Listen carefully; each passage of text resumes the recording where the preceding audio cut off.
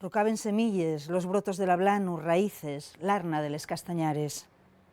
Hermanos a nós, prisioneros del vuelo ciego de la historia, fozaben na tierra furiosos, insaciables.